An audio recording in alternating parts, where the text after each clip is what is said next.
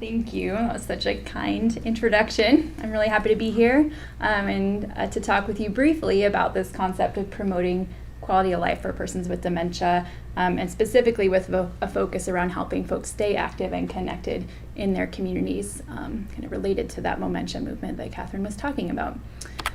So a quick overview on where I'll head in the next 15 minutes.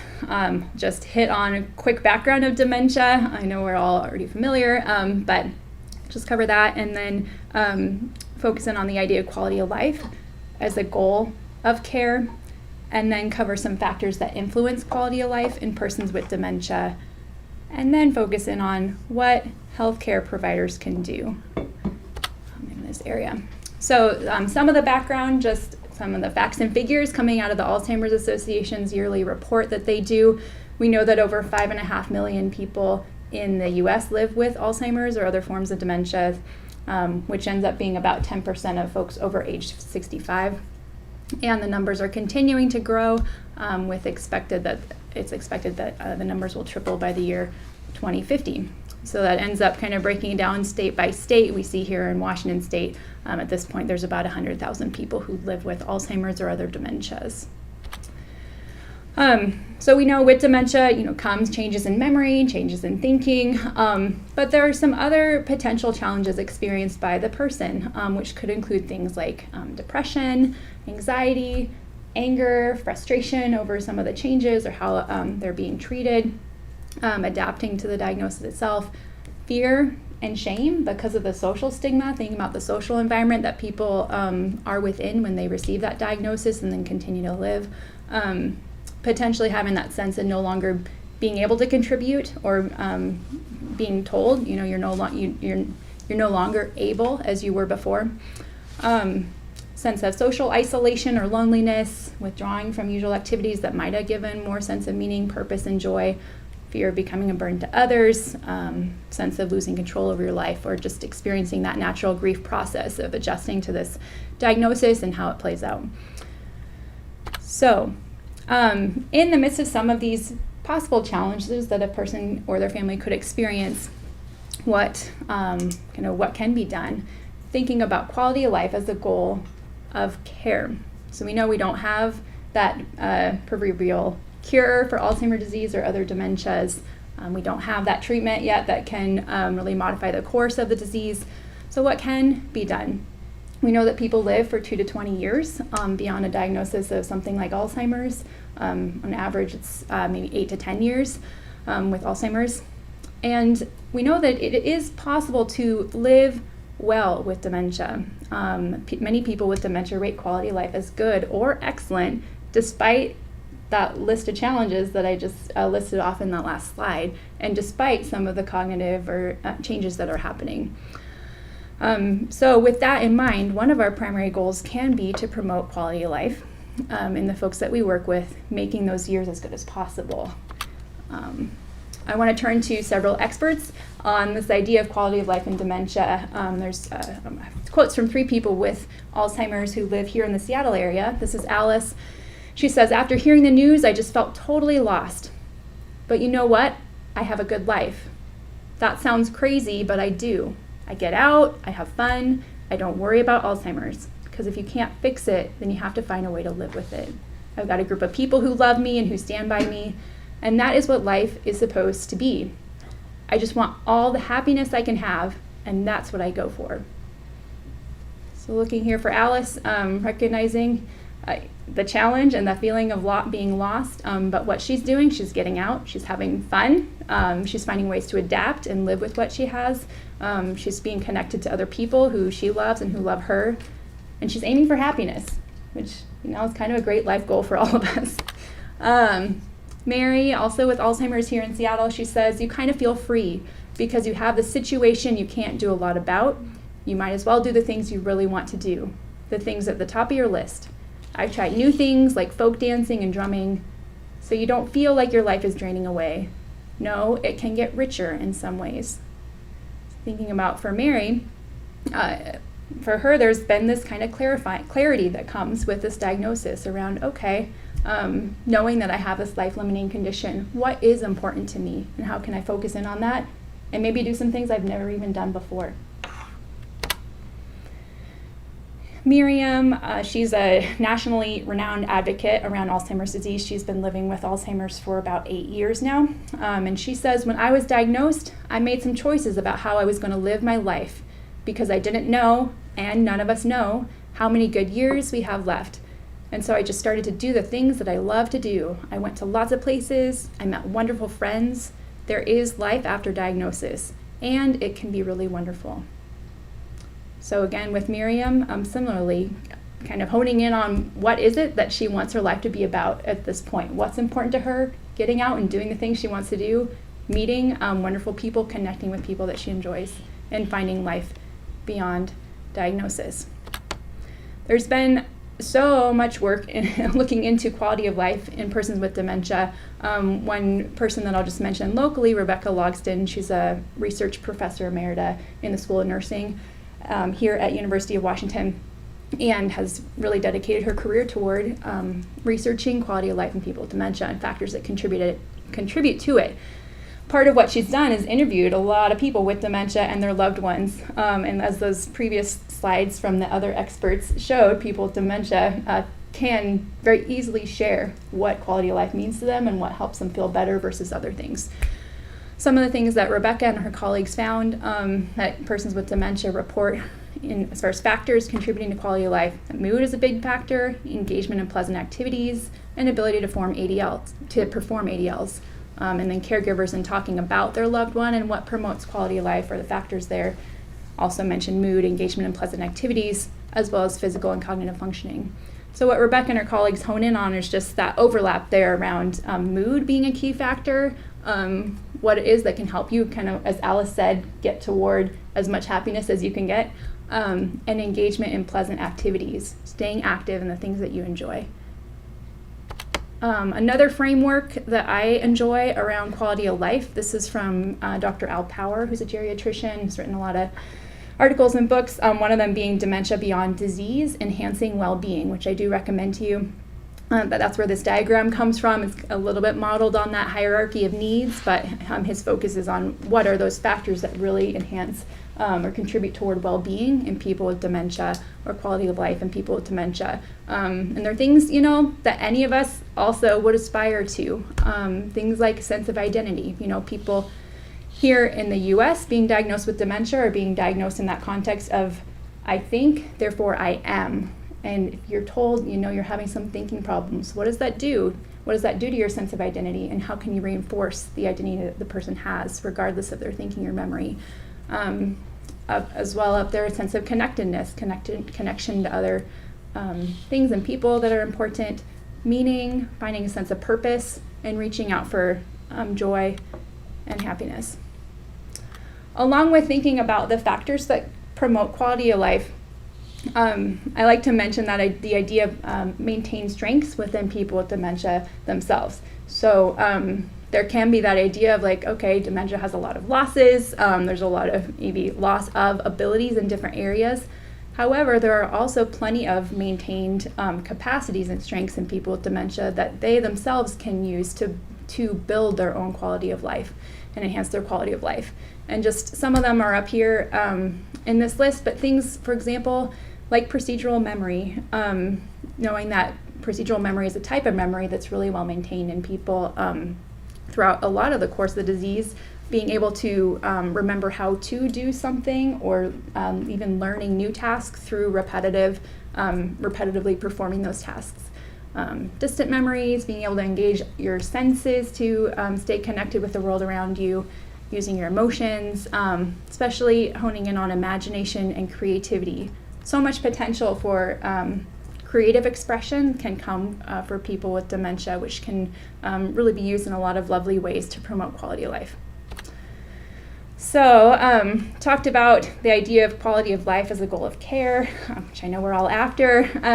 Talked about some of the factors that contribute to quality of life in persons with dementia. So I want to finish up with what healthcare providers can do. And what I have for us is a nice little wrap. So wrap being reframe, ask, and prescribe engagement.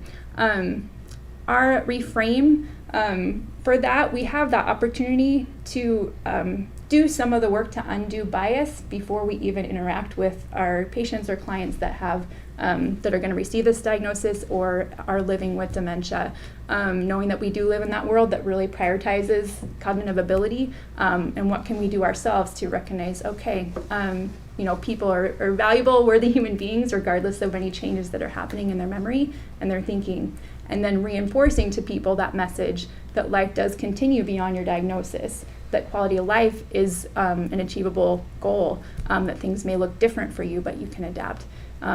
Even that initial message can really shape how the rest of those years play out for somebody and their expectations for what life might be like, and whether I should just kind of sit at home and wait to die, basically, or whether I can really get out there and continue to stay connected.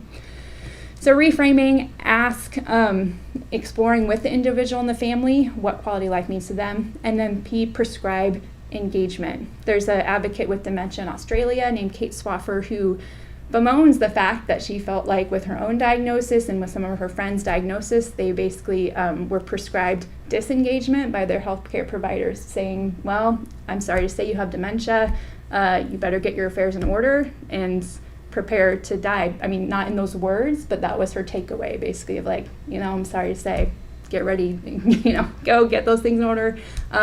This is it. So really, on the flip side, thinking about prescribing engagement and helping people tap into what it is that gives them joy, meaning, purpose, and providing referrals to those kind of resources that are available in your communities. Going a little bit more into that RAP, reframing, some of the key messages that we that we utilize in the Memory and Brain Wellness Clinic. This shows up in the handbook that we've designed, but one being you're not defined by your disease, that you're still the same person who walked in here today before you received that diagnosis.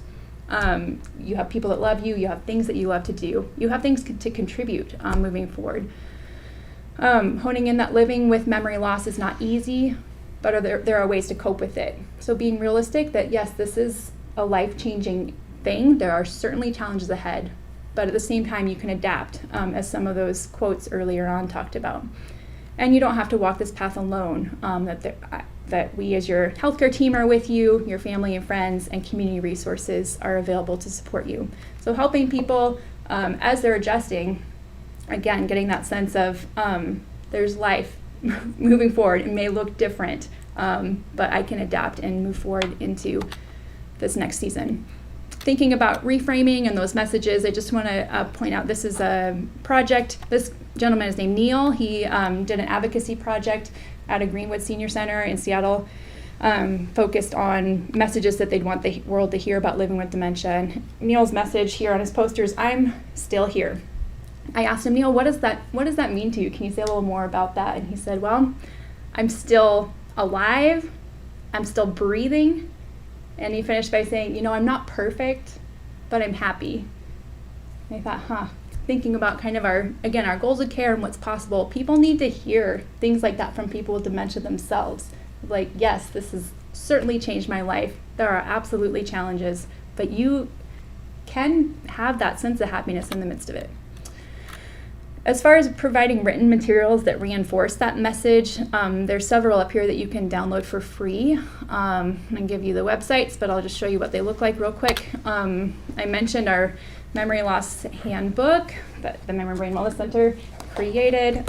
We're very proud of it, and it has a lot of these kind of first-person quotes from other people with dementia who are often the best spokespeople for newly diagnosed folks to hear from.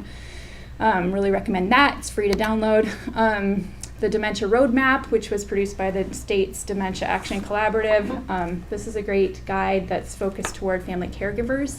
Again, has a lot of kind of positive ideas about moving forward throughout the different stages and what you can do to help someone stay connected and have a high quality life. And then the last resource I'll just mention, this is a series of articles written by a man named Reddington in Eastern Washington. And he also has Alzheimer's and just has a very proactive approach to life and felt very compelled to share his experience with other people on that same journey. You can download those articles for free too. I really recommend just having one or all of these available in your office or clinic space and being able to hand those out. So that's reframing, ask, just really briefly, y'all have different ways of doing this, but finding ways to explore what does quality of life mean to the person and the family. Asking those kind of questions. I have that triangle up there from Al Power again, but exploring with people, what makes you you? What's important to you today? Who are those people that you care about or that care about you? What makes you get out of the bed in the morning? What is that something that gives you that sense of purpose? And reinforcing for people and affirming for people what comes up, and using that as a way to kind of guide them as you move forward into the next step, prescribing engagement. So again, helping reinforce whatever you hear from people around their hobbies, their volunteerism, their work, their family and friends that are important to them, their pets, encouraging them, stay connected to those things that give you that sense of joy, connection, meaning, purpose.